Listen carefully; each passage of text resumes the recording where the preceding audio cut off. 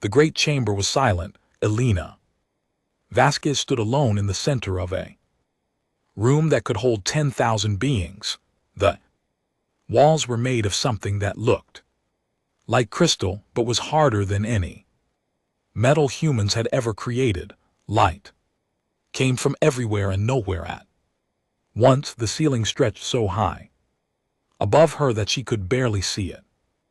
Around her, arranged in a massive circle that rose upward like the inside of a bowl, sat the representatives of the 12 elder species of the galaxy. They had ruled these stars for longer than humans had existed as a species. Some of them had been traveling between worlds when humanity's ancestors were still learning to make fire.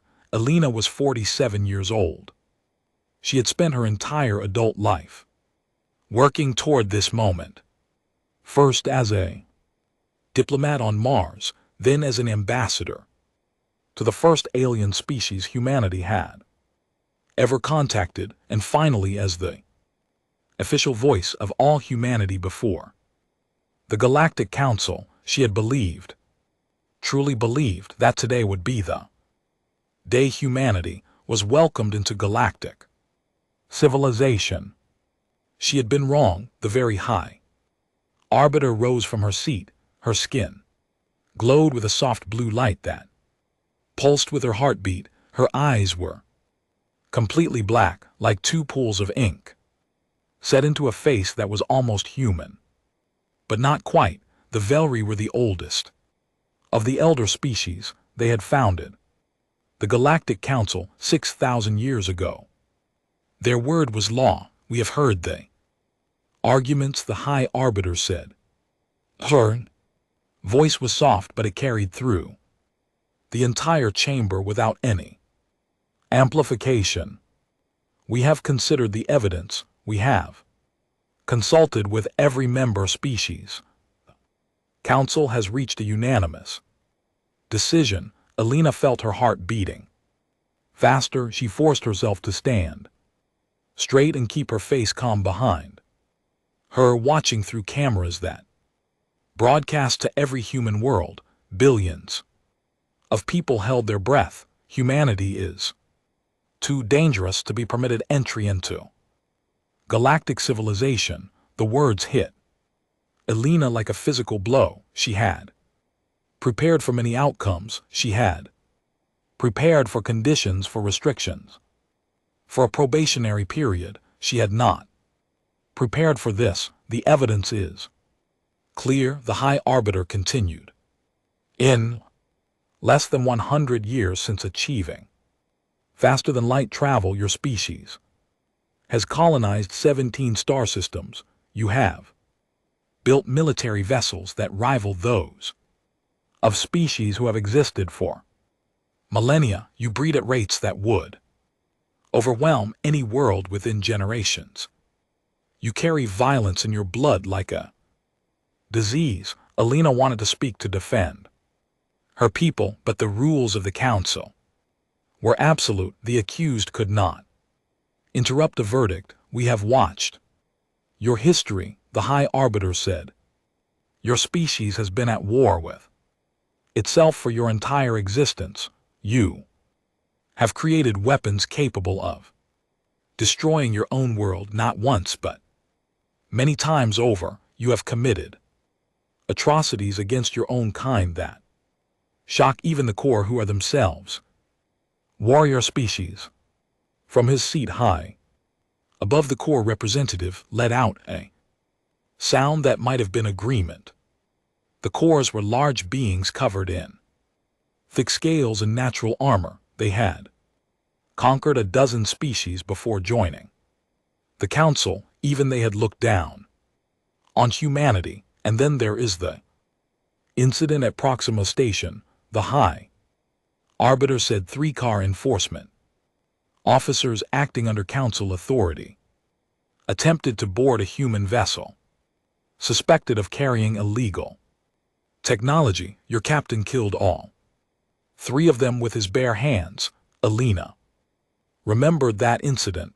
Captain James Morrison had been transporting medical supplies to a colony suffering from a plague. The Corps officers had demanded he surrender his cargo for inspection, a process that would have taken weeks. People were dying. Morrison had refused. When the Corps tried to board by force, Morrison had fought back. He was considered a hero on every human world. The Council saw him as proof of human savagery. Humanity cannot be trusted. The High Arbiter said, "You are too young, too aggressive, too unpredictable. Perhaps in 1,000 years, when your species has matured, we might reconsider, but for now the Council has decided that humanity must be removed from civilized space." Elena finally found her voice. "Are removed? What do you mean removed? You will be exiled," the High Arbiter said. There was no emotion in her voice. She might have been discussing the weather. "Humanity is hereby banished to the terminus expanse beyond the galactic rim. You will have 50 cycles, approximately 50 of your Earth years, to evacuate all human presence from Council space. Any human found within our borders after that time will be executed on sight." The chamber erupted in sounds of approval from the gathered representatives. The chorus stamped their feet. Dasari, beings of pure energy contained in crystalline forms, flickered in what might have been applause. Only a few species remained silent, but none spoke against the verdict. "This is a death sentence," Elena said. Her voice was steady, but inside she was screaming. "The terminus expanse is a wasteland.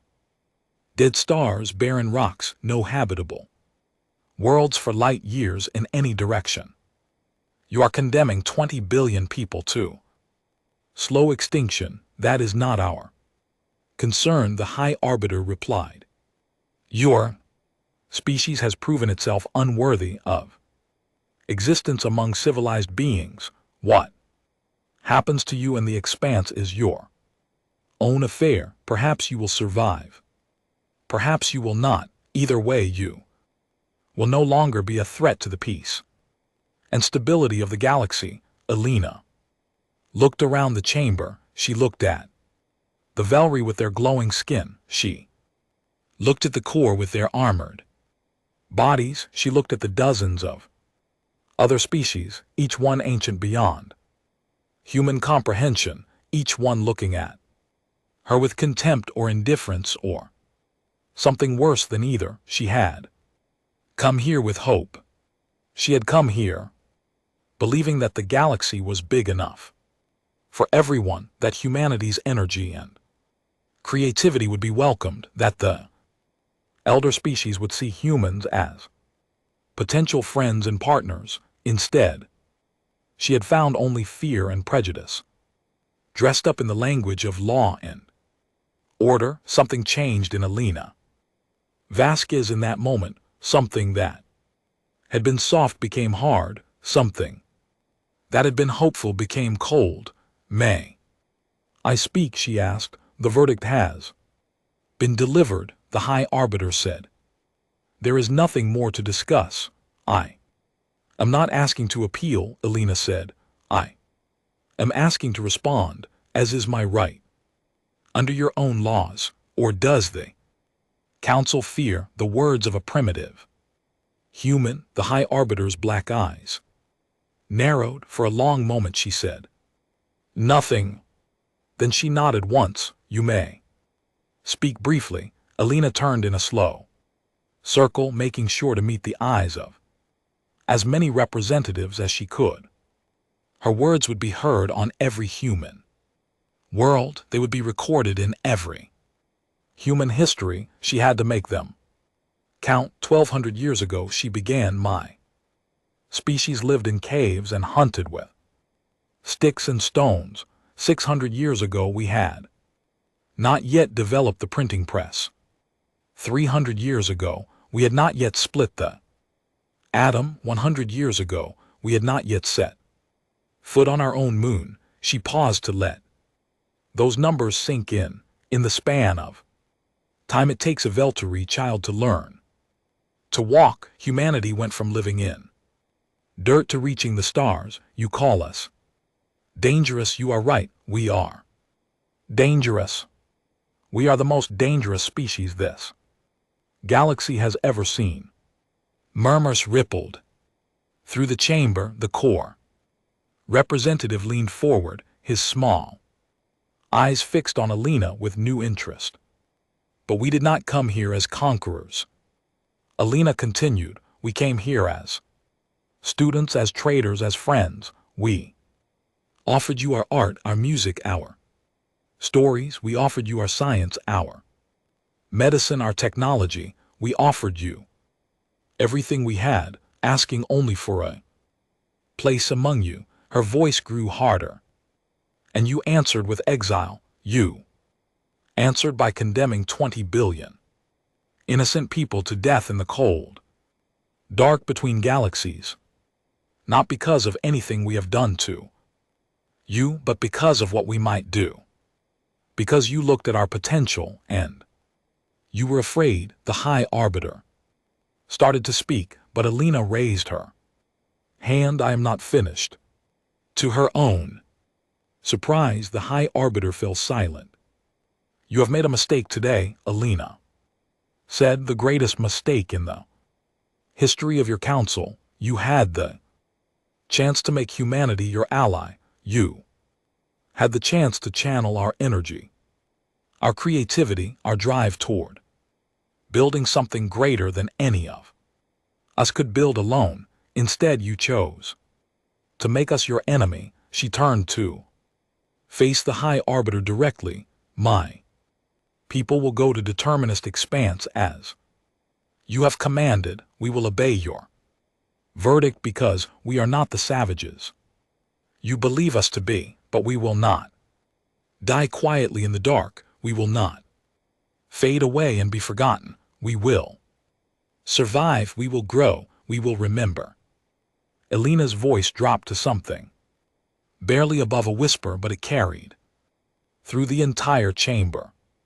And one day, when you have forgotten that humanity ever existed, we will return. On that day, you will learn why you should have made us your friends instead of your enemies. On that day, you will understand what it truly means to be afraid. She turned and walked toward the exit. Her footsteps echoed in the sudden silence. This session is concluded, the High Arbiter announced, but her voice had lost some of its confidence. Humanity is hereby exiled. Let the record show that the decision was unanimous. Alina did not look back. The news spread across human space faster than light itself. On Earth, billions of people watched the verdict in shock and disbelief. On Mars, workers in the great terraforming station stopped their machines and stared at screens in silent horror.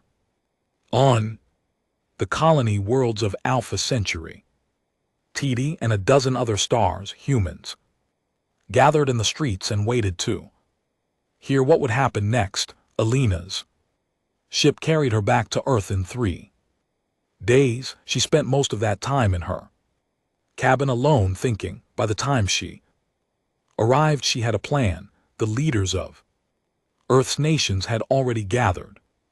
Presidents and prime ministers, chancellors and premiers, all of them united for the first time in human history by a common enemy. They waited for Alina in the great assembly hall of the United Earth Government, a building that had been constructed specifically for humanity's entry into the galactic community. Now it would serve a different purpose. They have given us 50 years, Alina told them. 50 years to move 20 billion people to a region of space where no one has ever lived. 50 years to build new homes on dead worlds around dying stars. 50 years to either survive or perish.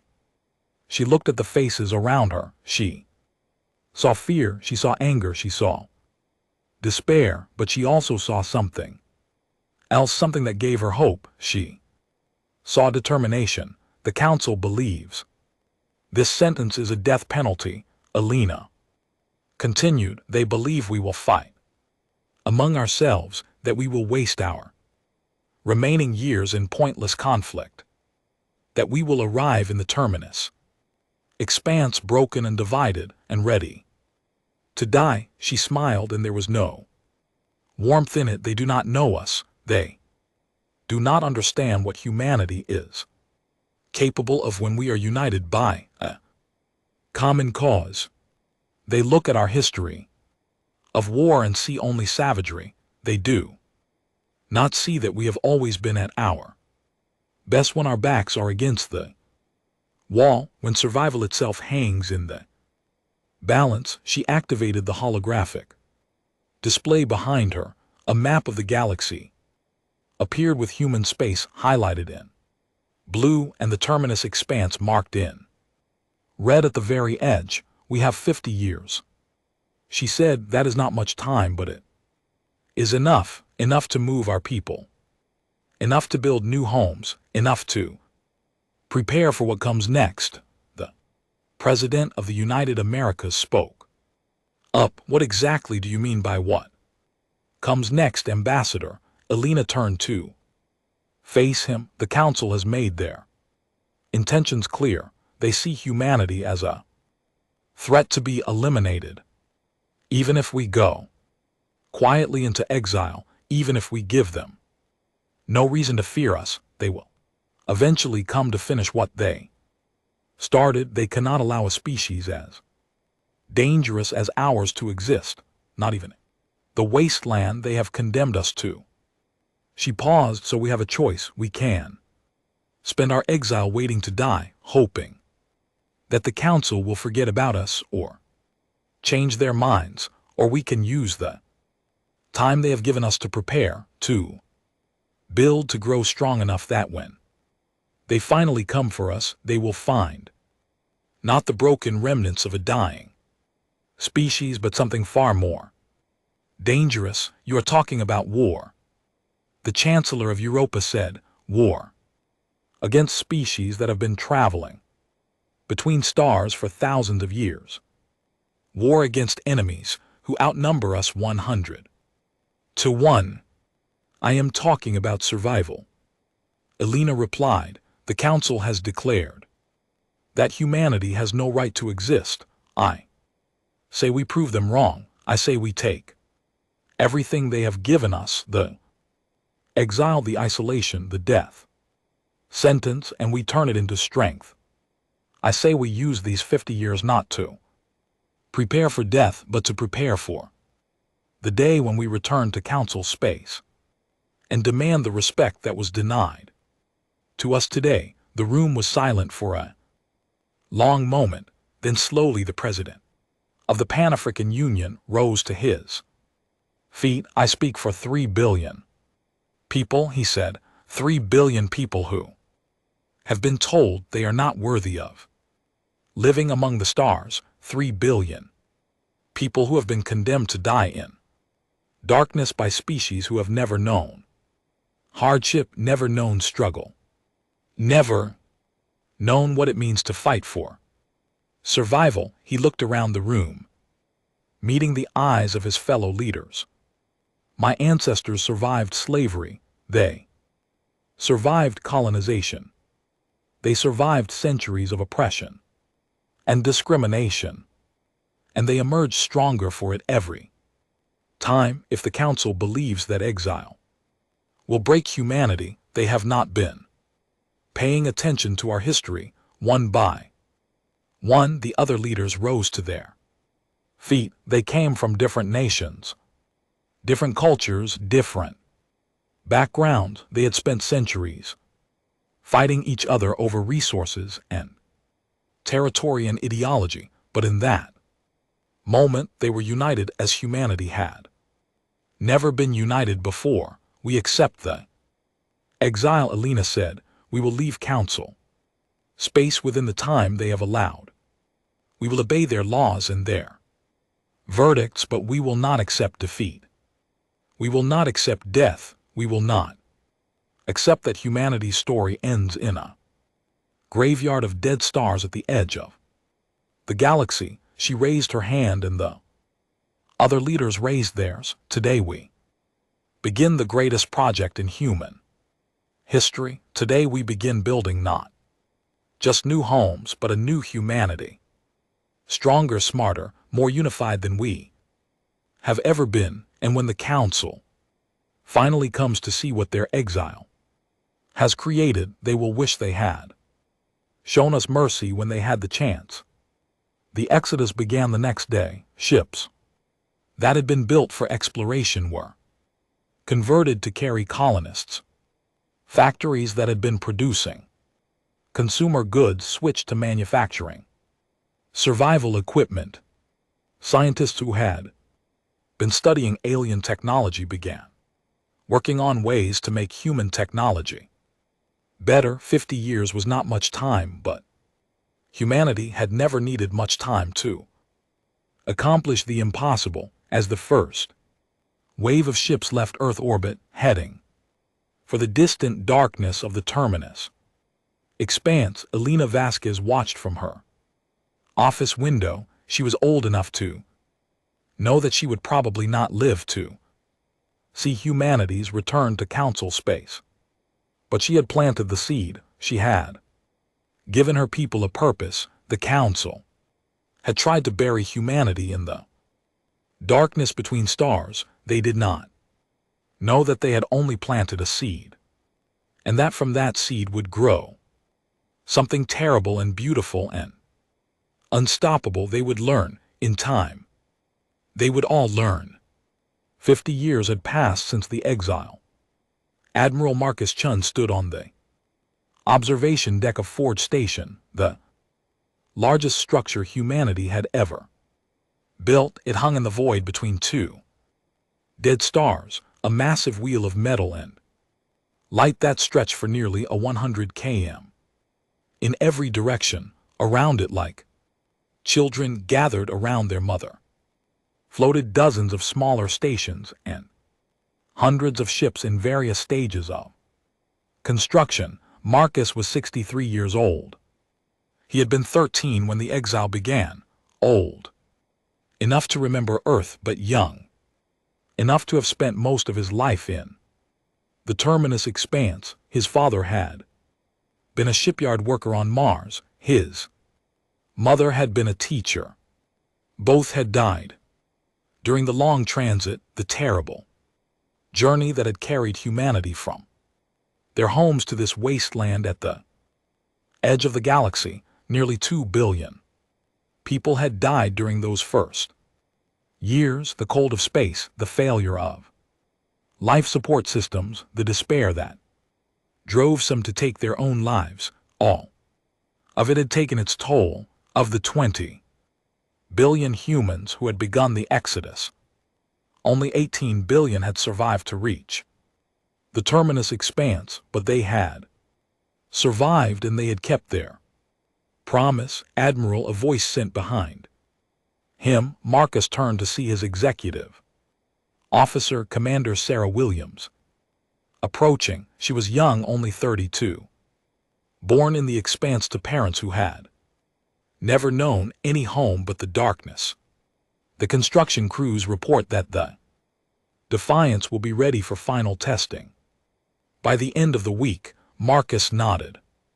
The Defiance was the first of a new class of warship designed from the ground up to fight the elder species of the galaxy. It was larger than any vessel humanity had ever built, more heavily armed, more heavily armored, but more important than its size was its technology done in the 50 years since the exile. Human scientists had not been idle, cut off from galactic trade. They had been forced to develop their own solutions to every problem. They had taken the few pieces of alien technology they had managed to bring with them and studied them until they understood not just how they worked but why they worked. Then they had improved upon them.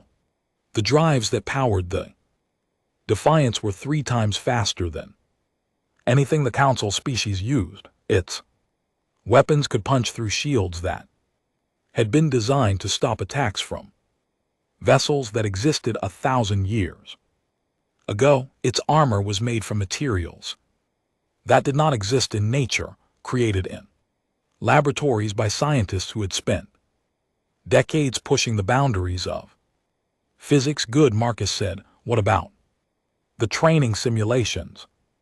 Fleet readiness is at 94%. Sarah replied, the crews are eager. Admiral, they've been waiting for this their entire lives. Marcus understood that eagerness. Every human born in the terminus expanse had grown up on stories of the exile, of the injustice that had been done to their grandparents and great-grandparents. They had been raised to remember, to hate, to prepare. The Council had hoped that exile would break humanity's spirit. Instead, it had forged that spirit into something harder than steel. The Council believes we are dying out here, Marcus said, looking out at the construction yards. Their scouts occasionally pass through the edges of the expanse looking for signs of human activity. They find abandoned stations, drifting wrecks, evidence of failure and decay. He smiled grimly. They find exactly what we want them to find. It had been Elena Vasquez's idea, implemented in the early years of the exile and continued ever since. Whenever Council scouts approached, humans would retreat to hidden bases deep within the most inhospitable regions of the expanse. They would leave behind decoys, empty stations, damaged ships, recordings of distress calls that would never be answered. The Council species believed that humanity was slowly dying as they had intended. They believed that the exile had succeeded, that the dangerous humans were no longer a threat. They had stopped paying attention decades ago. They had no idea what was really happening in the darkness. Marcus turned away from the window and walked with Sarah toward the command center. Along the way, they passed through corridors filled with people, engineers, soldiers, scientists, civilians. All of them wore the uniform of the Terran Dominion, the government that had emerged in the early years of the exile to unite all of humanity under a single banner. The Dominion was not a democracy, not in the way the old Earth governments had been. It was a meritocracy where advancement was based solely on ability and dedication. Best rose to the top regardless of where they came from or who their parents had been. The inefficient, the corrupt, the lazy, they were weirded out and assigned a tasks better suited to their abilities. Some had called it harsh, some had called it unfair, but no one could argue with the results. In 50 years, humanity had gone from a scattered collection of refugees to a unified civilization spanning hundreds of hidden bases throughout the terminus expanse. They had built shipyards and factories, farms and hospitals, schools and universities. They had raised a generation that knew nothing but the goal of survival and eventual return. The command center was a massive room filled with screens and holographic displays. Officers monitored everything from ship movements to resource allocation to intelligence gathered from the occasional scout who managed to slip into Council space undetected. Show me the latest intelligence reports. Marcus ordered. A holographic map appeared in the center of the room. It showed the galaxy as humanity's spies had mapped it with Council space marked in blue and the terminus expanse in red. Between them was a vast buffer zone, patrolled by Council ships and defended by automated weapons platforms. The Corps have been increasing their military presence along the border. One of the intelligence officers reported they appear to be concerned about something, though we are not sure what. Marcus studied the map. The Corps were the most aggressive of the Council species, the ones who had been most eager to see humanity exiled. They were also the nearest to the termless expanse, their empire stretching along the border like a wall. They should be concerned, Marcus said quietly. In a few more years they will understand why. The plan had been developed decades ago. In the early years of the exile, humanity could not simply charge back into Council space and expect to win. Even with their technological advantages, they were outnumbered by a factor of hundreds to one. A direct confrontation would lead to their destruction. Instead, they would be patient.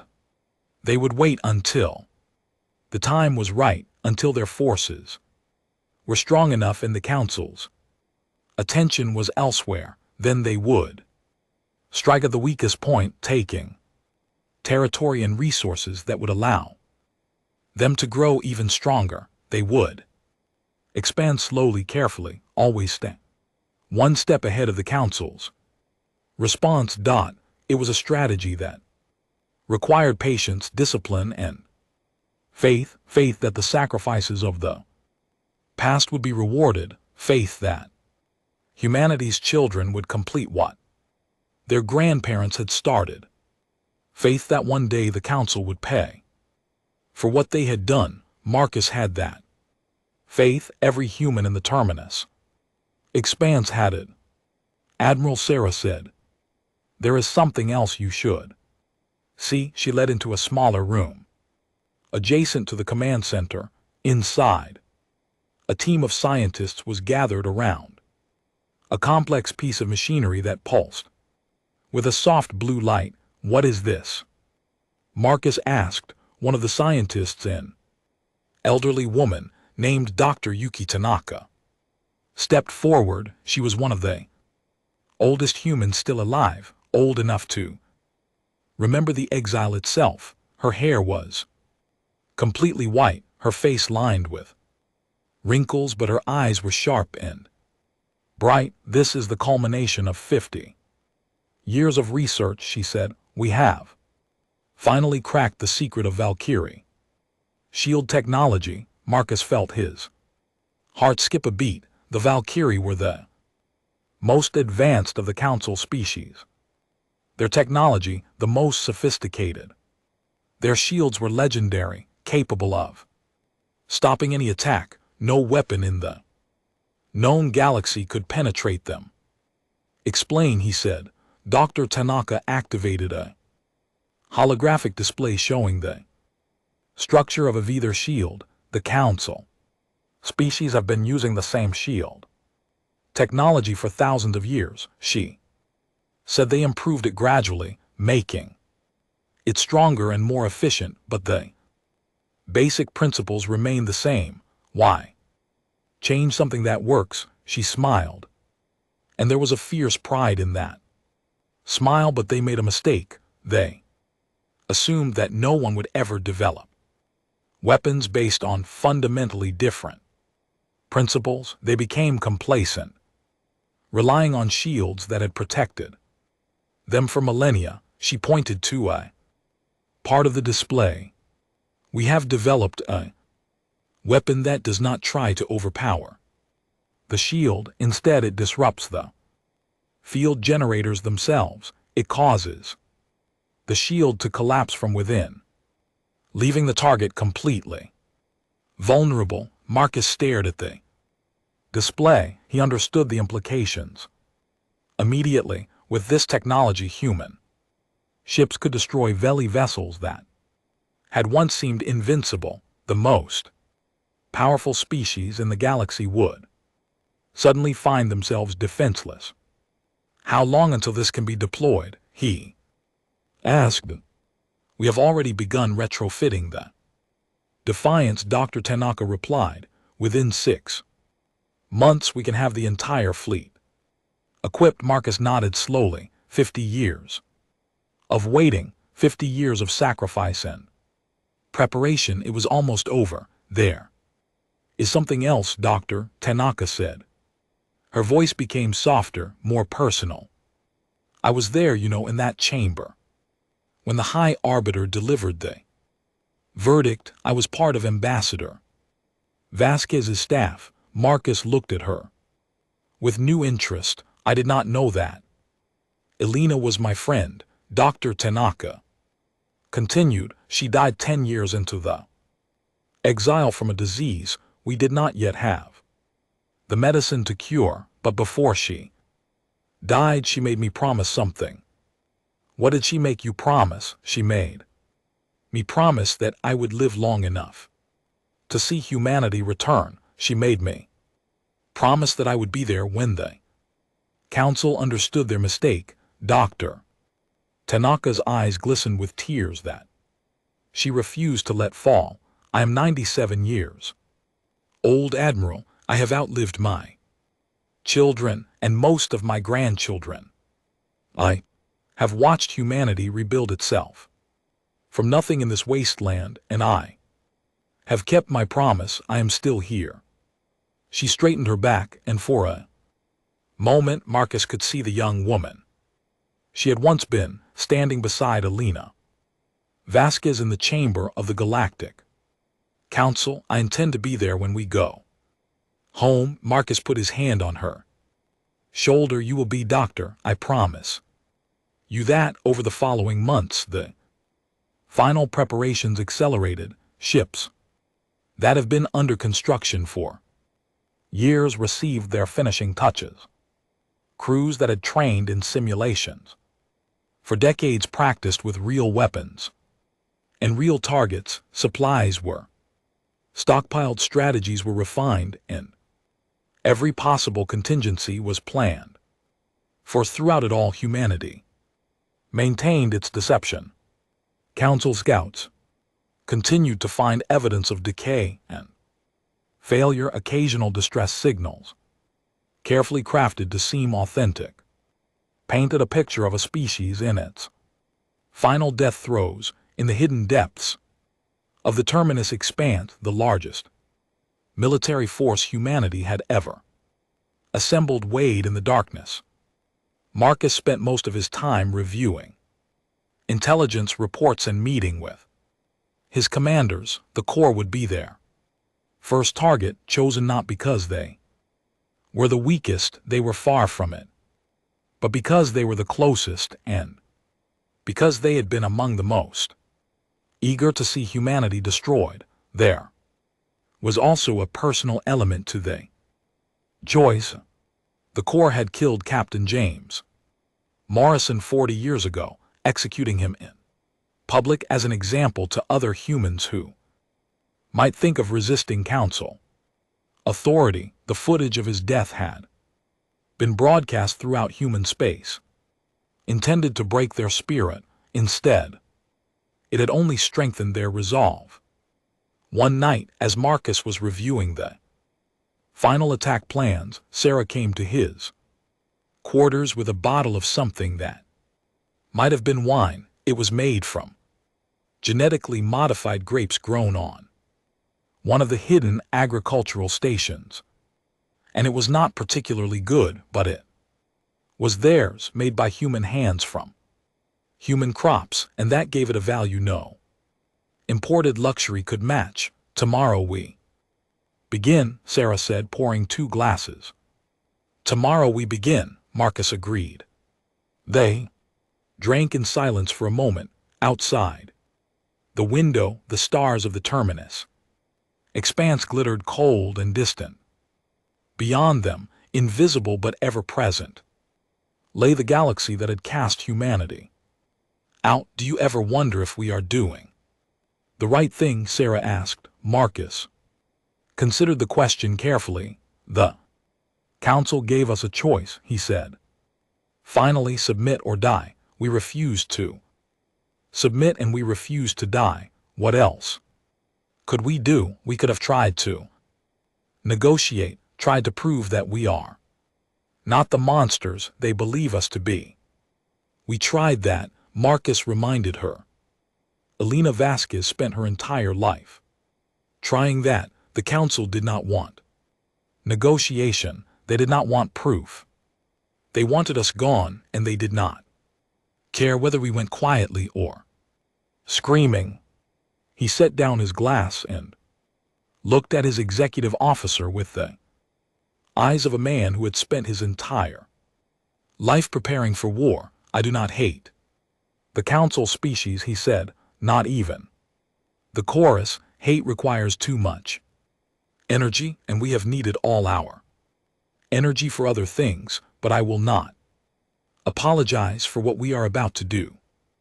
The council declared war on humanity the day they exiled us. We simply finishing what they started. Sarah nodded slowly.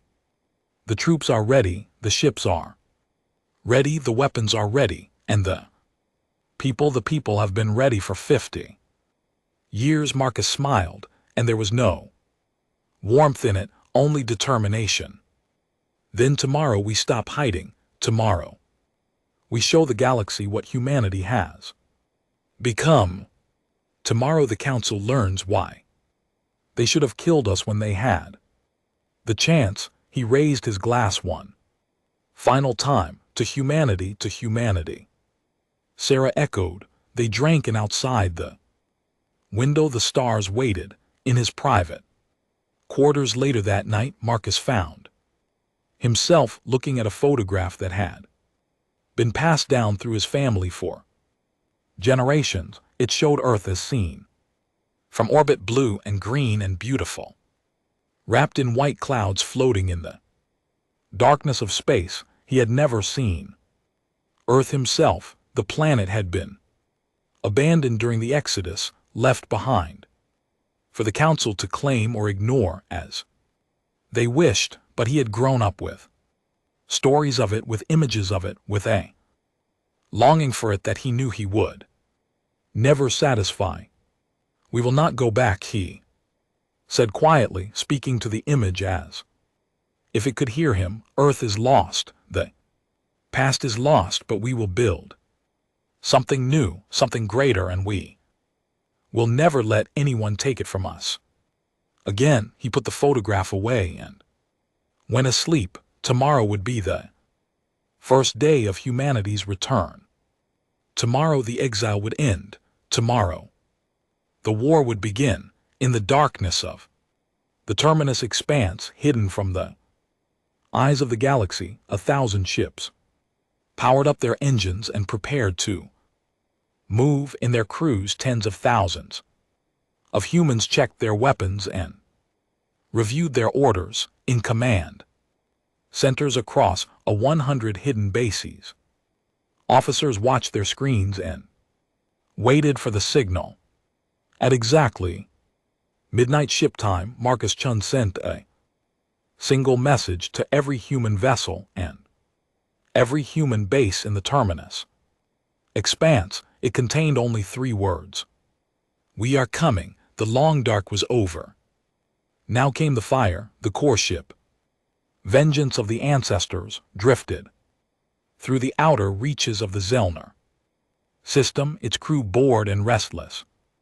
They had been assigned to border patrol duty 6 months ago, watching for threats that never came from a species that everyone knew was dying. Commander Krathvar sat in his command chair and stared at the empty void on his screens. The terminus X-band stretched before him, a vast darkness that contained nothing but dead stars and ancient dust. Somewhere in that darkness, the humans were supposedly clinging to life, slowly fading into extinction, as the Council had intended. Krathvar had fought humans once, decades ago, during the final days of the exile. He remembered them as Small, soft creatures, barely worth the effort of killing. The only interesting thing about them had been their refusal to surrender, their insistence on fighting even when victory was impossible. It had been almost admirable. In a pathetic sort of way, now they were gone, or nearly so. Occasional scout reports spoke of abandoned stations and drifting wreckage, of distress calls that went unanswered, in worlds that had been stripped of resources by a desperate dying people. Some of the younger Korth complained about being assigned to watch over a graveyard, but Krath understood the importance of the duty. Until the last human was confirmed dead, the border had to be watched. Commander, his sensor officer said, I'm detecting a ship approaching from the expanse. Craver sat up slightly. Human ship. It had been years since they had seen one, most likely another refugee vessel, limping toward Council space in hopes of finding mercy that would not be given. One ship, he asked. Yes, Commander. Small, appears to be a scout-class vessel. Weapons minimal, standard human configuration. From the Exile era, Krathio relaxed. Standard procedure was clear: destroy any human vessel found in or near Council space. It was almost a kindness. Really, a quick death was better than the slow starvation that awaited them in the expanse. Move to intercept, he ordered. Weapons ready. This will be quick. The vengeance of the ancestors was 100 times larger than the human scout ship, and armed with weapons that could crack a small moon. The battle, if it could be called that, should be over in seconds. But as they approached, something strange happened. Instead of fleeing or sending desperate pleas for mercy, the human ship turned toward them. It accelerated, moving faster than any human vessel had ever been recorded, moving and headed straight for the core patrol ship. Commander, the sensor officer said, his voice uncertain. The human vessel is increasing speed. They are attacking us. Craft VR actually laughed. A scout ship attacking a core patrol vessel. It was suicide. Brave perhaps, but utterly pointless. All weapons fire at will, he ordered. The vengeance of the ancestors unleashed a barrage that should have vaporized the human ship instantly. Plasma bolts and kinetic rounds filled the space between the two vessels, a storm of destruction that nothing should have been able to survive. The human ship did not even slow down. Krathvar watched in disbelief as the tiny vessel dodged through his weapons fire with impossible agility, moving in ways that should have been physically impossible. Its shields that were supposed to be 50 years out of date deflected the few shots that actually hit it. Increase fire, Krara shouted. All batteries. More weapons came online, filling space with even more destruction, and still the human ship came on untouched, unstoppable. And now Craftfire could see that it was charging its own weapons that glowed with a strange blue light he had never seen before. Human ship fired once, the vengeance of the ancestors, pride of the core border fleet, died in an instant. The blue beam cut through their shields as if they did not exist, passed through their armor like it was made of paper, and struck the ship's reactor. The explosion lit up the darkness of space for a brief moment, then faded into nothing. Commander, Krathfir had just enough time to understand that everything he believed about humans was wrong before he ceased to exist. 73 years after the exile, humanity announced its return. Within a week, 12 more core patrol ships had been destroyed. Within a month, the entire border defense network had gone dark. The Corps scrambled to respond, pulling ships from their interior systems and sending them to the border. But they were too slow. By the time their reinforcements arrived, human forces had already pushed into Korra. Space. Admiral Yuki Tanaka, granddaughter of the scientist who had cracked Veluri shield technology, commanded the human fleet from the bridge of the Defiance. At 35 she was young for an admiral, but she had proven herself in countless simulations and in the few small engagements that had been fought in the depths of the Terminus expanse. She was exactly the kind of leader humanity needed, brilliant, ruthless, and completely dedicated to the mission. Report, she said, studying the tactical display that filled the center of her bridge. The Corps falling back to their second defensive line. Her operations officer reported they are consolidating their forces around the CRA system, their regional military headquarters. Casualties minimal on our side. We have lost 4 ships, all to accidents or mechanical failures. Enemy casualties are in the hundreds of vessels. Yuki nodded. Numbers were even better than the projections had suggested. Darth, like all Council species, had relied on the same technology for thousands of years. They had improved it gradually, making it more efficient and reliable, but the fundamental principles had not changed.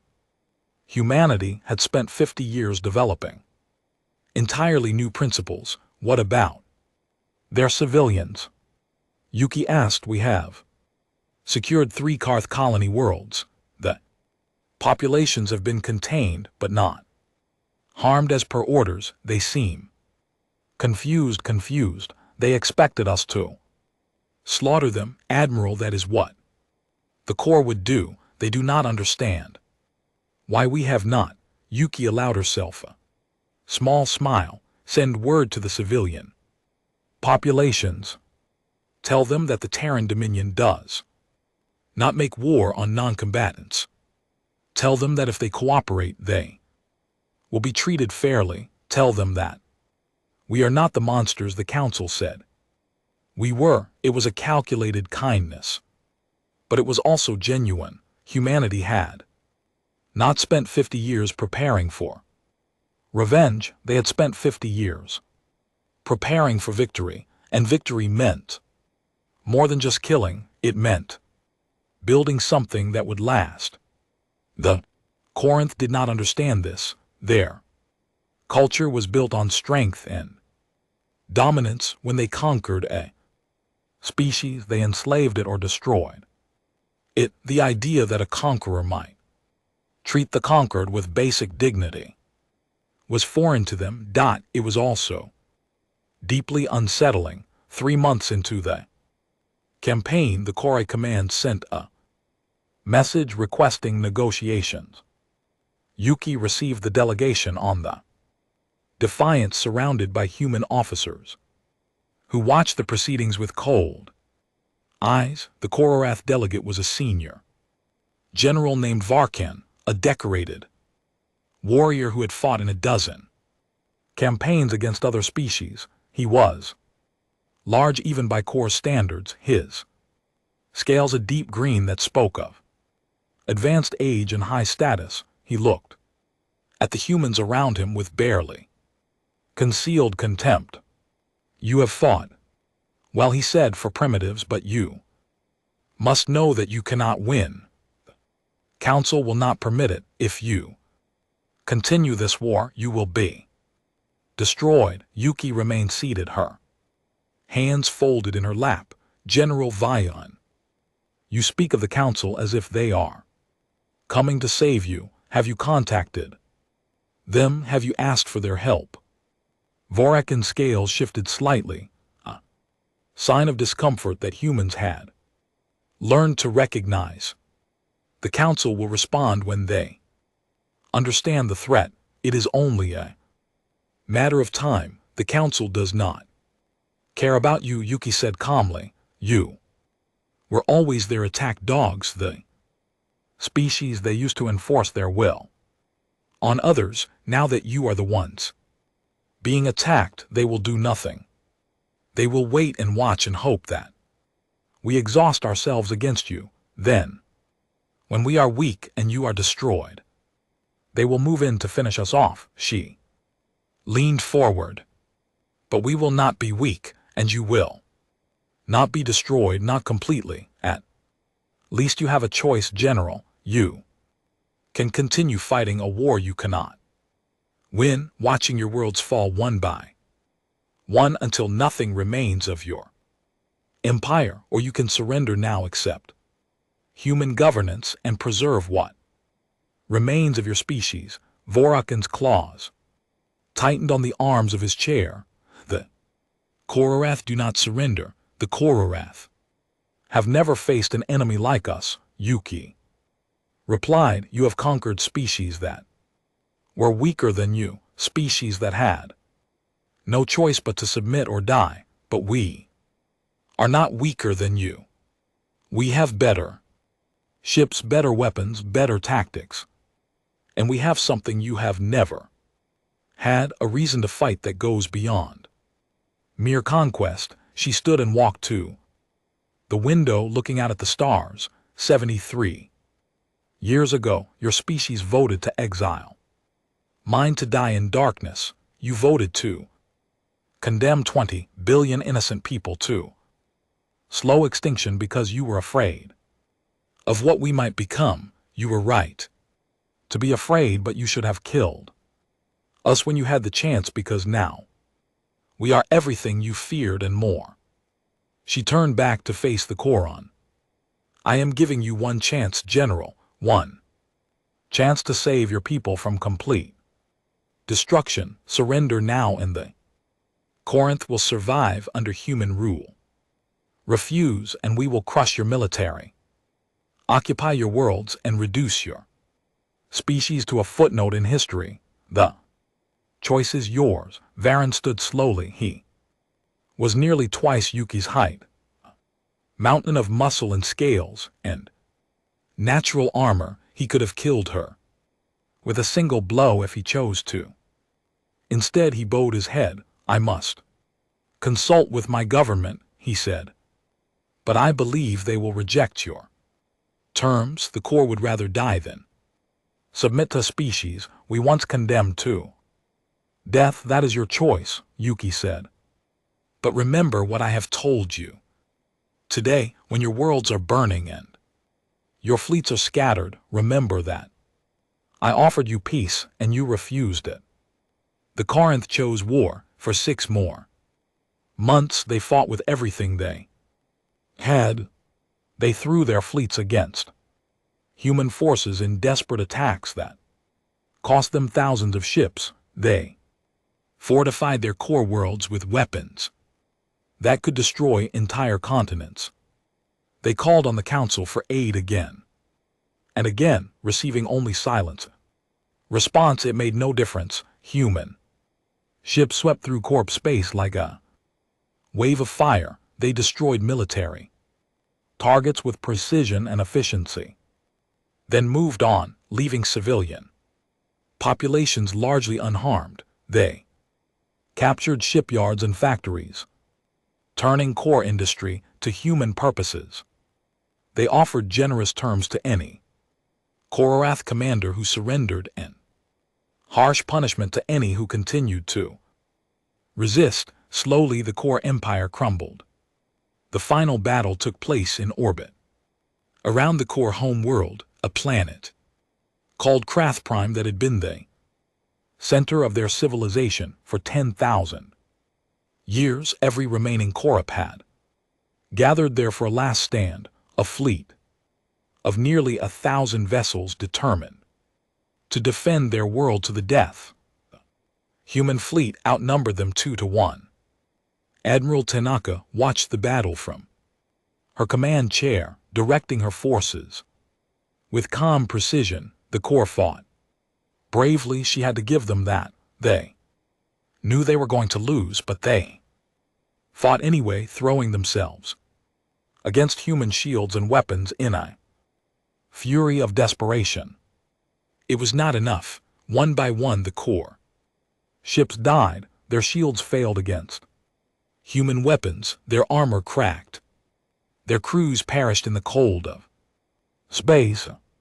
By the end of the day, the entire core defense fleet had been reduced to floating wreckage. Send a message to the surface, Yuki ordered. Tell them it is over. The transmission was broadcast to every communications device on craft Prime. Billions of core watched as a human woman, small and soft and utterly alien, appeared on their screens. I am Admiral Yuki Tanaka of the Terran Dominion, she announced.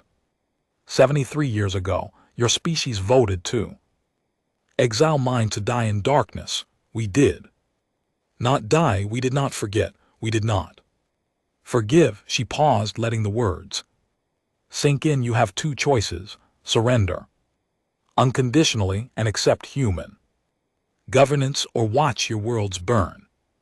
You have 1 hour to decide. This is not a negotiation. The hour passed. No response came from the surface. Yuki nodded slowly.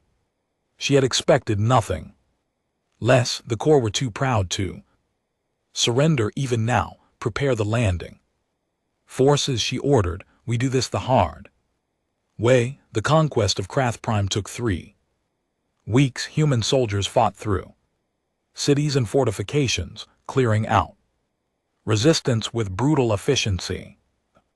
Core population, expecting slaughter, found instead that they were being systematically disarmed, contained, and processed. Those who surrendered were treated fairly. Those who fought were killed. When it was over, the Corinth Empire, once one of the most feared powers in the galaxy, had been reduced to a human protectorate.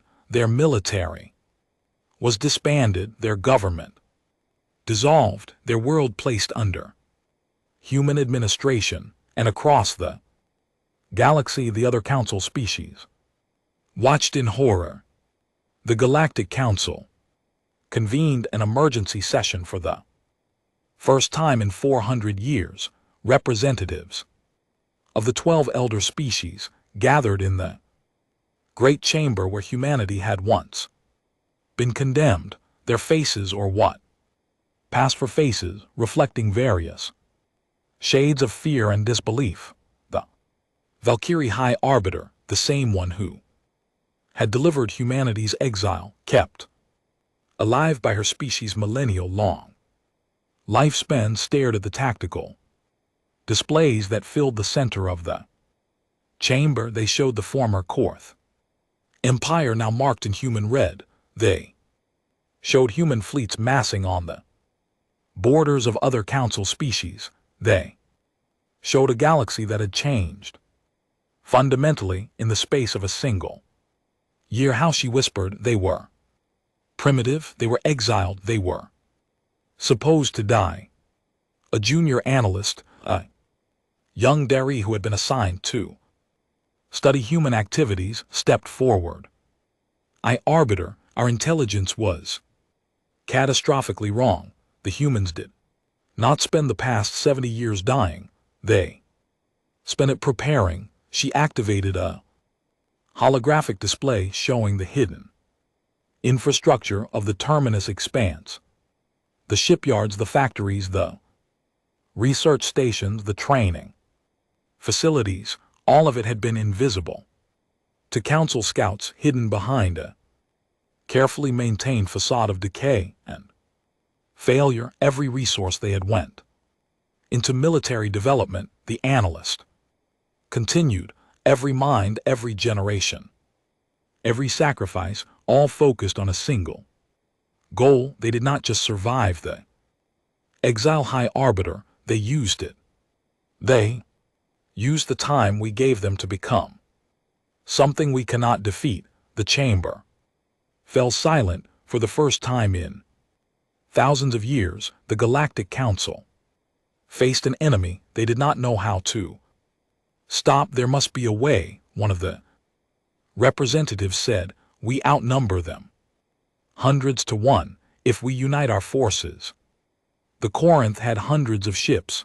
The High Arbiter interrupted. The humans destroyed them in months. Our technology is based on the same principles as theirs. We would fare no better. Then what do we do? The High Arbiter looked at the tactical display at the red tide of human expansion spreading across the galaxy like a blood stain. We do what we should have done 73 years ago, she said quietly. We tried to negotiate, but even as she spoke, she knew it was probably too late for that. Humanity was no longer asking for a place among the stars. They were taking one.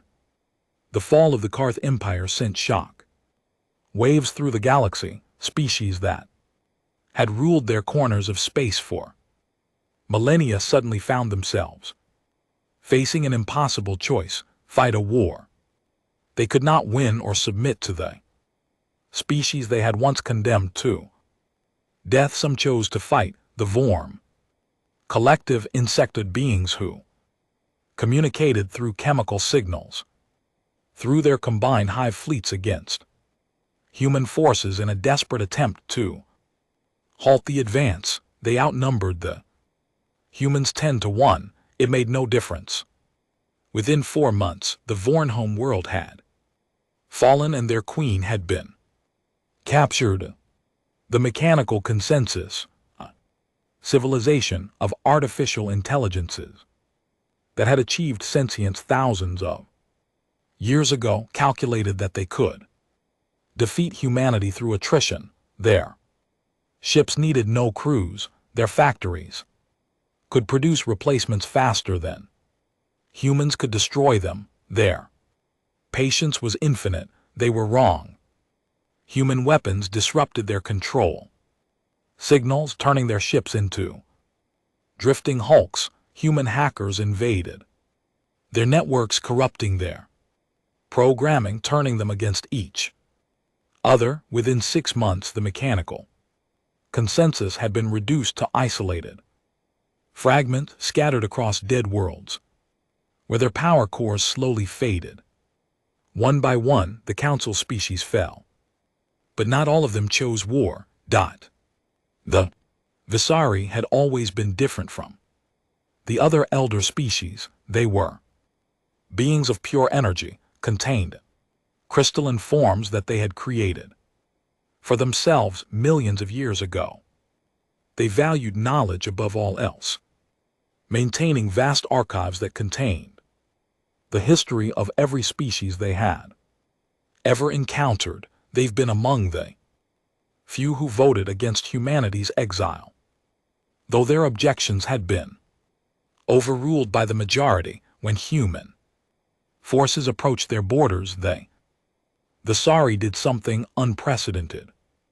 They opened their archives and offered them freely. Supreme Commander David Akaner met with the Visari delegation on a neutral station in the space between their territories.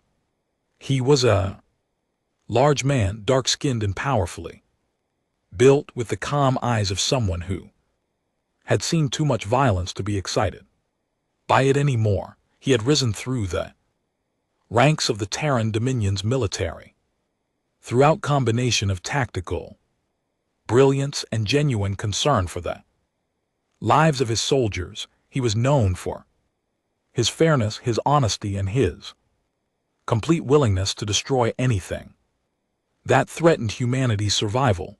The Sari representative was named Crystalline Voice of Memory. Its form was an intricate structure of light and crystal, roughly humanoid in shape, but clearly alien in every detail. When spoke, its voice seemed to come from everywhere at once. We have watched your species since you first achieved faster than light travel.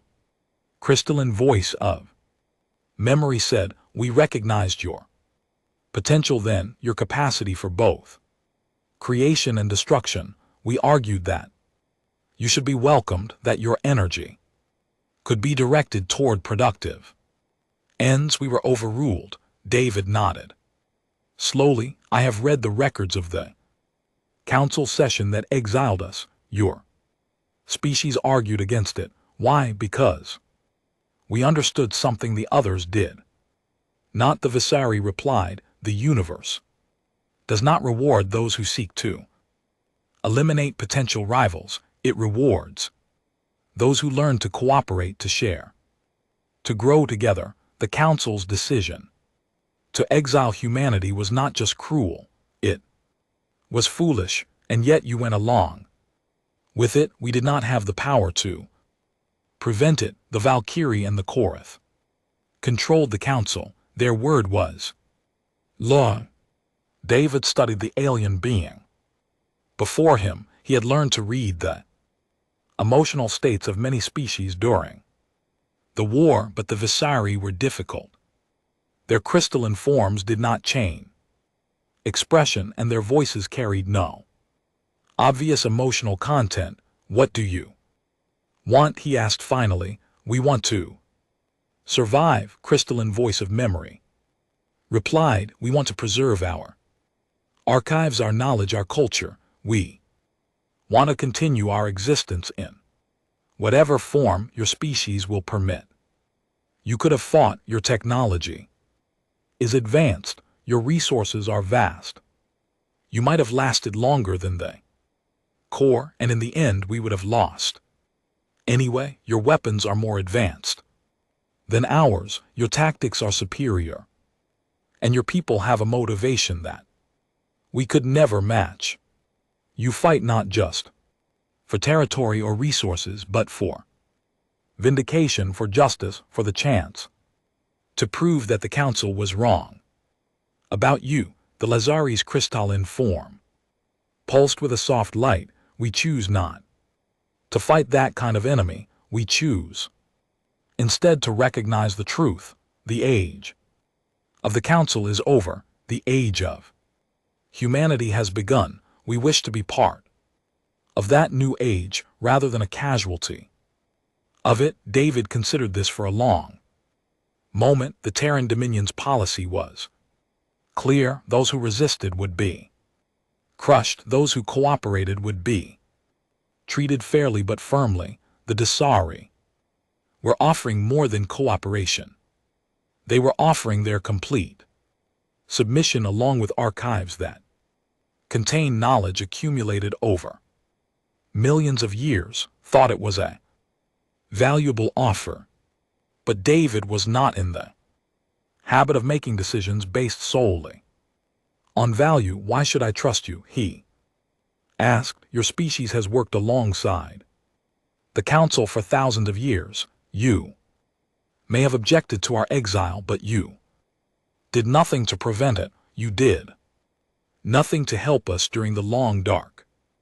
Why should I believe that you will be loyal to humanity now? Because we have no other choice. Crystal and voice of memory replied. And because we recognize something that the other council species still refuse to admit. You are not the monsters they claimed you were. David raised an eyebrow. We have conquered half a dozen civilizations in the past 2 years. We have killed billions. How does that make us not monsters? You could have killed far more. You could have exterminated every species that opposed you, as the core would have done in your place. Instead, you offered terms. You accepted surrenders. You treated civilian populations with basic dignity. You are harsh. Yes, you are unforgiving to those who resist you, but you are not evil. The Thessar's form flickered slightly. We have studied your species extensively, Commander Okonkwo. We have analyzed your history, your culture, your psychology. We understand you better than any other species in the galaxy, and we have concluded that humanity is exactly what the Council feared a species with the potential to reshape the galaxy in its image, is that supposed to reassure me? It is supposed to explain why we are willing to submit. The council species had their chance to shape the galaxy.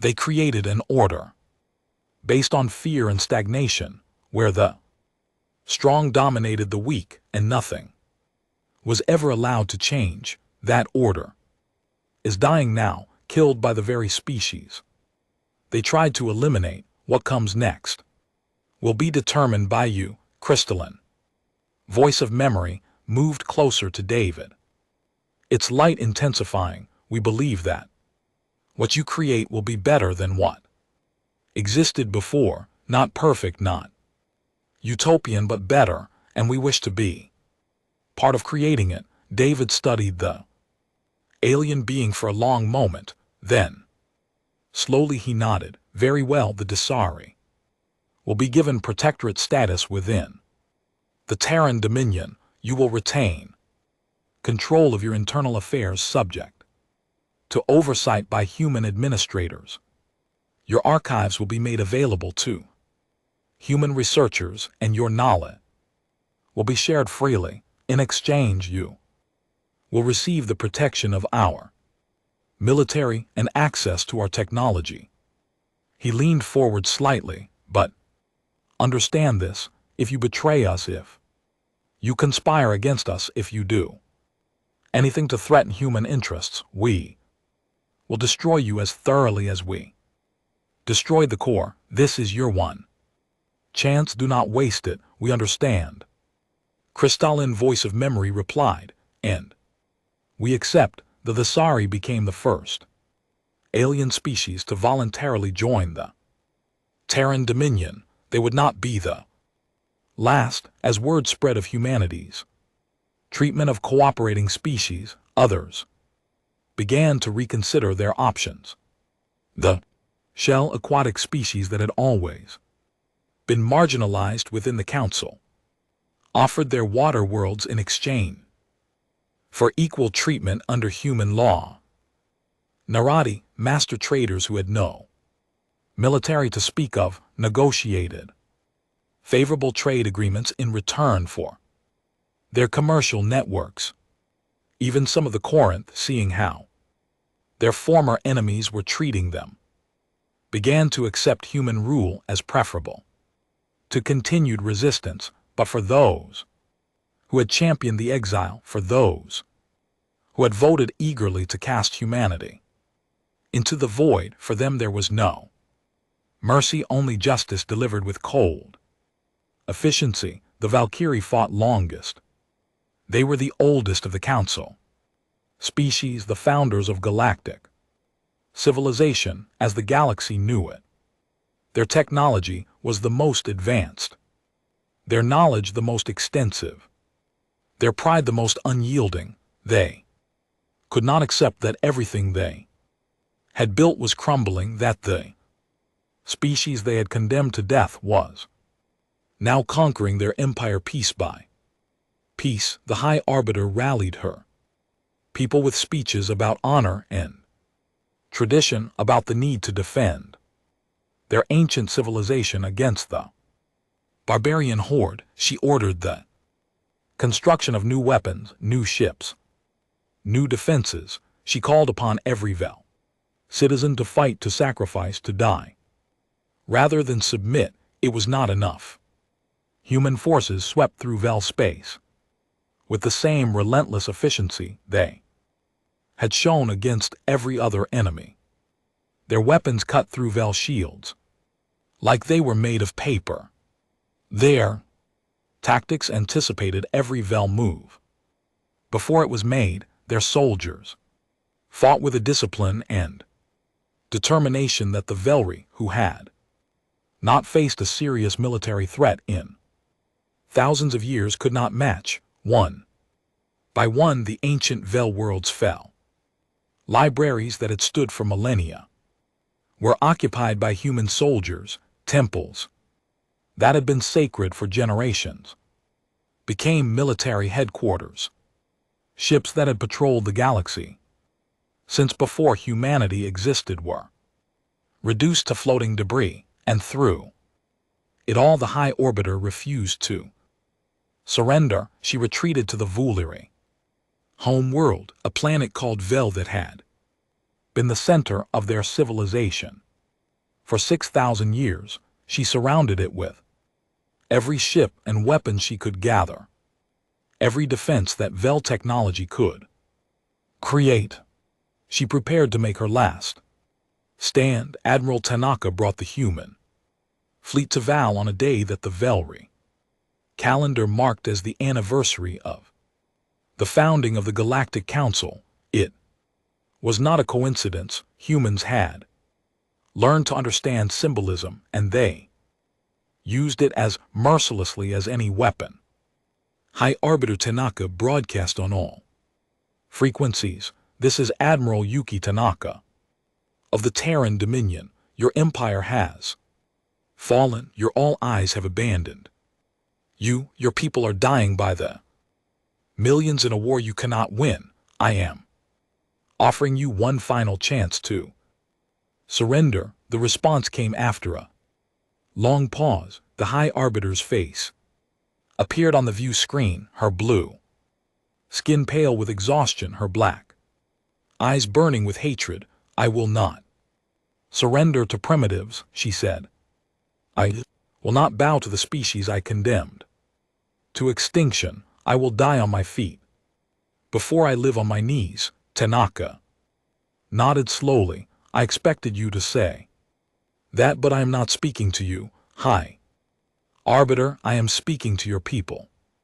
She gestured, and the broadcast expanded to reach every communications device on Valve. People of Val, your High Arbiter has failed you. She started a war she could not win, and now she is asking you to die for her pride, but you do not have to die. You do not have to sacrifice your children, your families, your civilization for a leader who is already lost. I am offering you a choice. Surrender now and you will be treated fairly. Your culture will survive. Your children will live. You will have to accept human rule, yes, but you will not be exterminated. You will not be erased. You will be allowed to rebuild, or you can follow your High Arbiter into death. The choice is yours. You have 1 hour to decide. The hour passed in silence. Then across V, something unprecedented began to happen. The 3 cities began to lay down their weapons. Soldiers walked away from their posts. Officers refused orders to fight. By the end of the hour, the entire defense network around VEL had shut down, its crews surrendering without firing a shot. What are you doing? The High Arbiter screamed at her subordinates. Fight, die with honor. But no one was listening anymore. Human forces landed on Vel without resistance. They secured the cities, the government buildings, the military installations, and finally they came for the High Arbiter herself, finding her alone in the great chamber of the council, surrounded by the empty seats of species that no longer answered to her authority. She was brought before the Tan Tribunal, a court that had been established to judge those responsible for the exile. The trial was broadcast across the galaxy, watched by trillions of beings from hundreds of species. The charges were read: crimes against humanity, deliberate genocide through exile, conspiracy to exterminate an intelligent species. The evidence was presented: records of the council session that condemned humanity, intelligence reports showing that the council knew the terminus expanse was unsurvivable, communications revealing that the High Orbiter had expected and intended for humanity to die. The High Arbiter did not deny any of it. You were dangerous, she said when given the chance to speak. In her defense, you were still dangerous. Everything I did was to protect the galaxy from your species. If I had succeeded, if you had died as you were supposed to, the galaxy would be at peace. Instead, look at what you have done. You have conquered half of civilized space. You have killed billions. You have destroyed an order that stood for thousands of years. She looked directly at the human judges, her black eyes filled with contempt. I was right about you. You are exactly the monsters I said you were. The only thing I did wrong was not killing you when I had the chance. The Chief Justice, a woman named Amamira Oduya, who had been born in the terminus expanse during the darkest years of the exile, listened to the high arbiter's words without expression. When the alien had finished speaking, Amamira leaned forward. You'd call this a plague, she said calmly. You said we spread war. You were half right. We do spread into every corner. You tried to deny us. We did bring war because you gave us no choice. But unlike a plague, we build, we create, we remember. She paused. You expected us to die in the darkness. Instead, we thrived. You expected us to tear each other apart. Instead, we united. You expected us to fade away and be forgotten. Instead, we grew stronger than you ever imagined. Your species will live, Amamira continued. Your culture will survive. But the Velry will never again hold power over another being. You will be allowed to maintain your traditions, your archives, your way of life, but only under human supervision. You will never again sit in judgment over other species. You will never again exile the innocent to die in the void. She stood. That is the price of your judgment. That is the cost of what you did to us. You have been found guilty, High Arbiter. You will spend the rest of your natural life in confinement, watching as the galaxy you try to control learns to live without you. The High Arbiter was led away. She did not struggle, did not protest. She simply walked, her ancient body bent, her glowing skin dimmed, the last remnant of an age that had ended.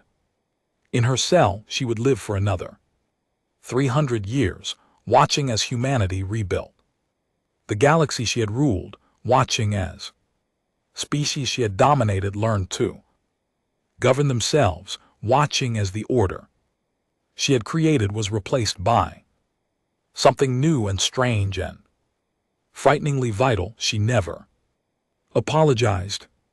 She never admitted she was wrong, but in her final days, witnesses reported that she sometimes whispered to herself the darkness, repeating the same phrase over and over. We should have killed them all. Outside the prison, the galaxy continued to change. Human administrators took over Velturi territories, implementing the same policies they had used elsewhere, harsh but fair, demanding but not cruel. They allowed local customs to continue where they did not conflict with human law. They built schools where Velturi children learned alongside human children. They created opportunities for those who were willing to work within the new system. Some Vel resisted. They formed underground movements, plotted rebellion, dreamed of restoring their ancient glory. Human intelligence services found them, arrested them, and sent them to work camps on distant worlds. The resistance faded, replaced by grudging acceptance, then by something that might almost be called cooperation. The age of the Council was over. The age of humanity had begun, and across the galaxy, billions of beings, human and alien alike, looked toward future that no one had expected, wondering what it would bring. David Akono stood on the observation deck of his flagship, looking out at the stars.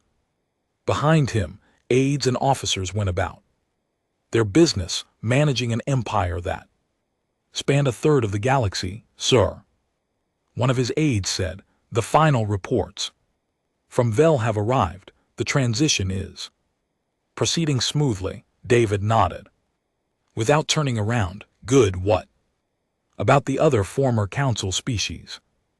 The Dasari continued to. 200 years had passed since the exile. Chancellor Amara Oi stood at the window of her office in the Capitol building of Novator. The world humanity had built to serve as the heart of their new civilization. Outside, towers of glass and steel rose toward a sky that had been carefully engineered to match the blue of Earth. The world humanity had left behind so long ago. Flying vehicles moved through the air in orderly patterns, carrying citizens from a dozen different species about their daily business. Thought it was a far cry from the darkness of the terminus expanse where her great-grandparents had struggled to survive in the years after the exile. Amara was 73 years old, which made her middle-aged by the standards of the era. Medical technology had advanced tremendously since the early days of the Terran Dominion, and humans could now expect to live well past 150 years in good health. She had spent most of those years in public service, rising through the ranks of the civilian government that administered the vast territories humanity had conquered. The Terran Dominion was not what it had been in those early, desperate years. The military dictatorship that had been necessary for survival had gradually given way to something more democratic, more representative, more concerned with the welfare of all its citizens, human and alien alike. It had not been an easy transition. There have been conflicts, disagreements, even a brief civil war, when some of the old military leadership refused to give up power, but in the end the forces of reform had won. Now, the Dominion was governed by an elected chancellor and a galactic assembly. Representatives from every member species had voice and vote. It was not a perfect system. No system was, but it was far better than the old council had ever been. Amar's aide, a Yungari named Crystal Song of Tomorrow, entered the office. "Chancellor, the assembly is waiting. Are you ready?" Amara turned from the window. "As ready as I will ever be." Today was the 200th anniversary of the exile, and Amara had been asked to deliver a speech commemorating the occasion. It was an honor, but also burden. What do you say about an event that changed the course of galactic history? How do you honor the sacrifices of those who suffered while also celebrating how far humanity had come? She had been working on the speech for weeks, writing and rewriting, trying to find the right words. She was still not entirely satisfied, but the time for preparation was over. The Galactic Assembly met in a building that had been constructed specifically for the purpose, a massive structure that could hold representatives from over 100 species. It was built in a style that combined elements from a dozen different architectural traditions, creating something that belonged to everyone and no one. As Amara entered the main chamber, she was greeted by the sight of thousands of beings, some humanoid, some decidedly not, arranged in concentric circles. Around a central podium, humans sat beside the Sari, who sat beside Karth, who sat beside species that had not even been known to exist when humanity was exiled. The old boundaries between Conqueror and conquered had blurred over. The centuries replaced by something more complicated and more hopeful. She walked to the podium and looked out at the assembled representatives. Cameras broadcast her image to every world in the Dominion and beyond. 2 trillions of beings who would watch this moment and remember it 200 years ago. She began, my ancestors were told they had no place among the stars. The chamber fell silent. The Galactic Council, an organization that claimed to represent the best and wisest of galactic civilization, looked at humanity and saw only a threat to be eliminated. They saw our energy and called it aggression. They saw our creativity and called it unpredictability. They saw our potential and called it danger, and so they exiled us. They sent us to the terminus expanse, to a region of space where no species had ever survived, expecting us to die quietly in the darkness. They thought they were solving a problem. They thought they were protecting themselves from a species they could not control. Amara paused and looked around the chamber. They were wrong about everything. We did not die. We did not fade away. We did not turn on each other as they expected.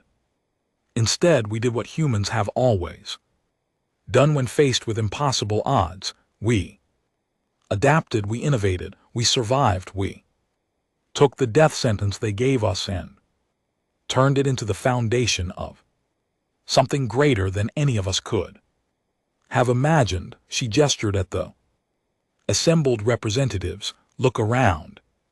You look at this chamber. 200 years ago, the species gathered here were enemies or strangers, or did not even know each other existed. Now we work together, argue together, build together. We are still different, still have our conflicts and disagreements, but we are no longer divided by the artificial boundaries that the old council created. The council believed that the galaxy could only be governed through fear and control. They believed that some species were inherently superior to others and that those superior species had the right to determine who lived and who died.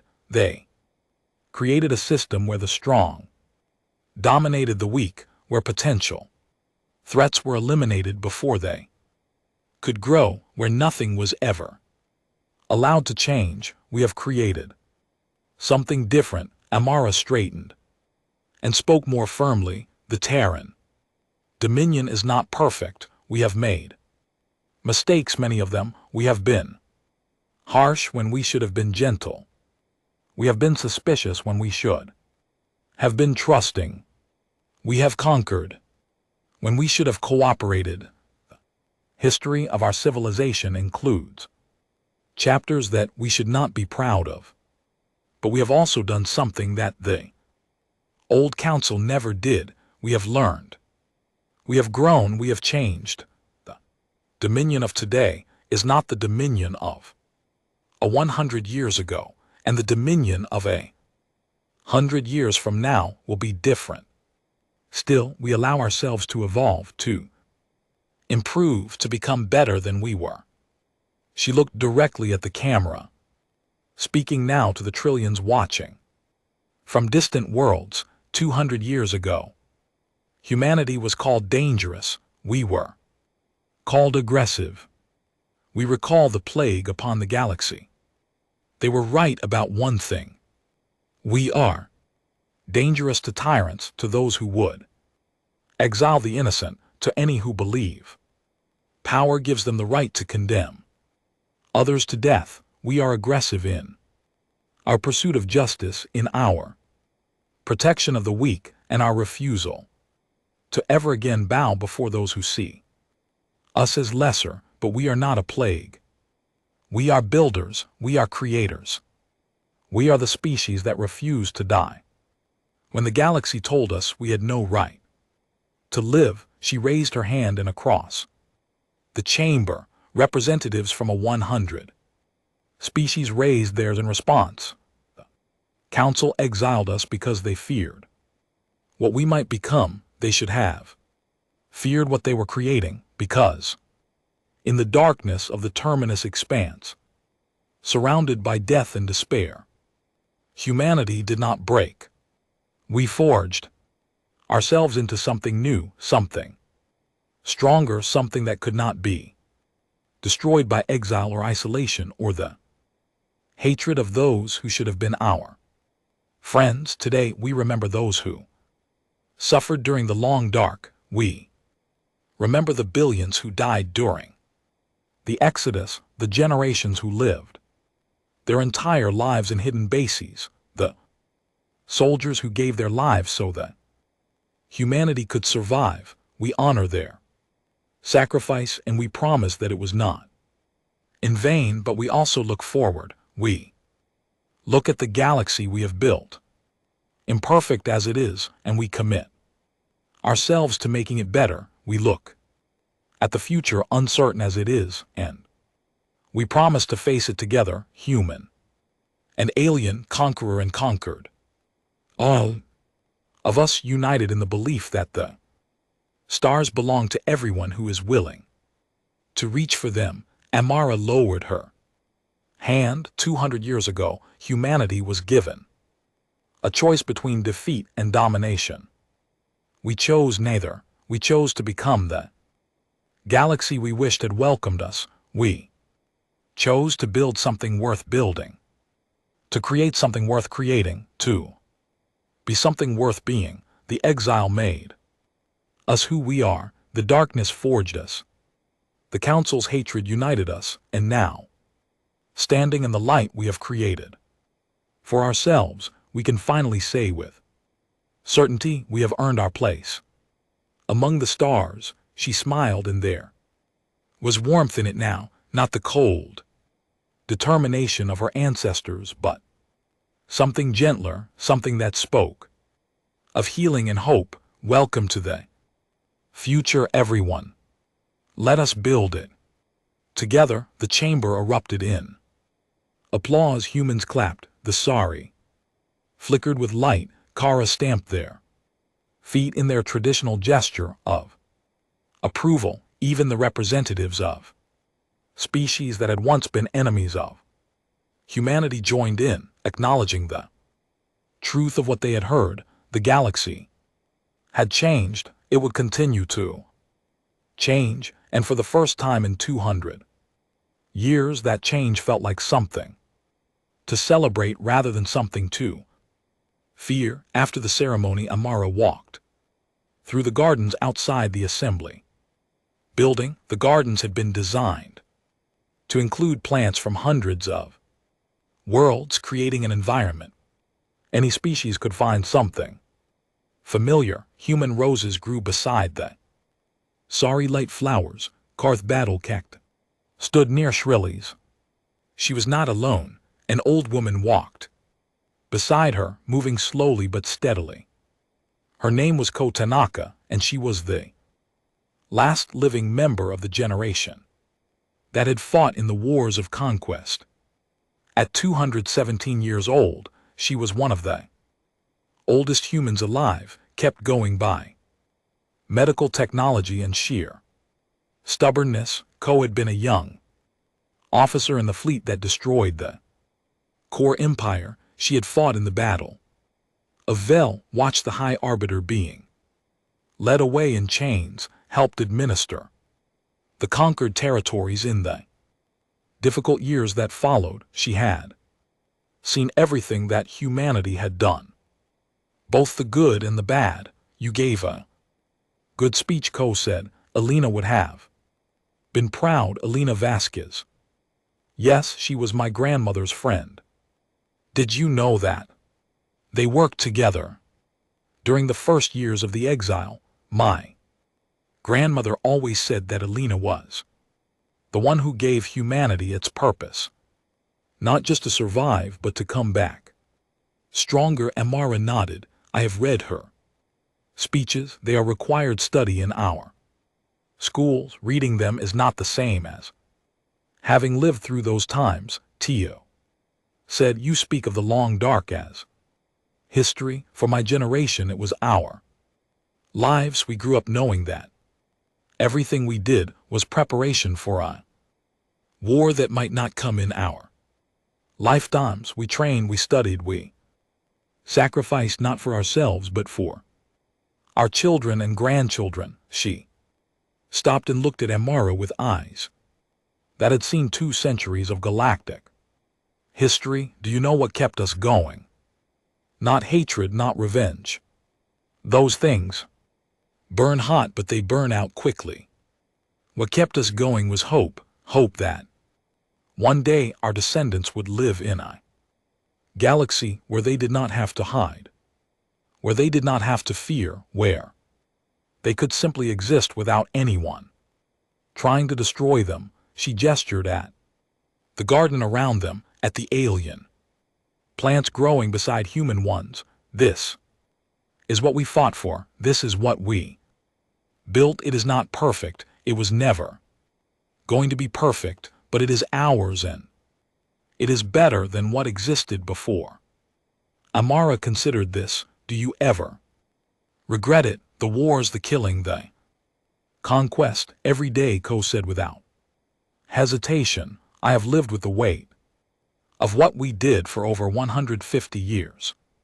I've watched former enemies become friends and wondered if we could have achieved the same result without so much bloodshed. I've looked at my great grandchildren born into a galaxy at peace and wondered what they would think of the things I did. She smiled sadly, but I do not apologize for it. The council gave us no choice. They decided that humanity had no right to exist, and they acted on that decision. We could have accepted their verdict and died quietly, or we could have fought back and lived. I chose to fight. I would make the same choice again. They walked in silence for a moment, then Ko spoke again. The galaxy still needs humanity. You know, not as conquerors anymore, but as builders, as protectors, as the species that remembers what it is like to be powerless and refuses to let anyone else experience that fate. I know, Amara said. That is what I try to be every day. Good, Ko nodded firmly. Then the exile was worth it. All the suffering, all the sacrifice. It was worth it because it created people like you, people who can build something better than what we destroyed. She turned to face Amara directly. I will not live much longer. Even our medicine cannot keep the body going forever. But before I die, I want you to promise me something. What? Promise me that you will never forget where we came from. Promise me that no matter how powerful humanity becomes, no matter how peaceful the galaxy seems, you will remember the darkness, remember the exile, remember what happens when one species decides that another has no right to exist, and remember this: we were not the monsters the council said we were. We proved that through our actions, through the civilization we built, through the mercy we showed to those who surrendered. If we ever become the monsters they feared, then everything we sacrificed will have been for nothing. Amara took the old woman's hands in hers. I promise, she said. I will remember, and I will make sure that humanity never forgets. Ko smiled. It was the smile of someone who had lived through hell and come out the other side. Someone who had seen the worst that the universe could offer and had not lost faith in the possibility of something better. Good, she said. Then I can die in peace. She did not die that day or for several months afterward, but when she finally passed peacefully in her sleep, her last words were reported to be, "We came home." The memorial service was attended by representatives from every species in the Dominion. Humans wept beside the sorry core. Warriors stood at attention next to SHR. Water beings, even a few Valkyrie came to pay their respects to an enemy who had become, over the long years, something almost like a friend. And, across the galaxy, on every human world, and every alien world that had joined the Dominion, people paused to remember the generation that had survived the exile and built a civilization from nothing. They had been called many things: refugees, survivors, conquerors, monsters, but in the end they were simply human, a species that had refused to die when the universe told them they had no right to live, and had created something beautiful from the darkness. They had been condemned to the exile, had been intended as a death sentence. Instead, it had become a beginning on the wall of the exile memorial on Earth, which humanity had eventually reclaimed, restoring the planet to a pale shadow of its former glory. An inscription had been carved in letters 10 m tall. It read, "They tried to bury us. They did not know we were seeds." Below it, in smaller letters, was a list of names. All 20 billion humans who had been alive at the time of the exile, preserved forever in stone as a reminder of where humanity had come from and how far they had traveled. Visitors came from across the galaxy to see the memorial. They came to learn about the exile, about the long dark, about the wars of conquest that had reshaped galactic civilization. They came to understand a species that had done impossible things, that had refused to accept the fate the Council had decreed for them, and they came away understanding something that the High Arbiter had never grasped, something that the Council species had learned too late. Humanity could not be destroyed by exile or darkness or the hatred of those who feared them, because in the end, humans were not just survivors, they were builders, and they would keep building until the stars themselves burned out. Far above the memorial, ships moved through the void, human ships and alien ships, military vessels and commercial freighters, explorers heading toward the unknown regions beyond the former Council space. The galaxy was larger than anyone had imagined, and there was still so much to discover, so much to learn, so much to build. Exile was over, the darkness was behind them, and the future stretched out before humanity like an infinite promise waiting to be fulfilled. This was the legacy of the exile. This was what the Council's cruelty had created. Not defeat, not destruction, but a civilization that would endure until the end of time itself. Pax Humana, the piece of humanity built from exile, forged in darkness, and destined to last forever.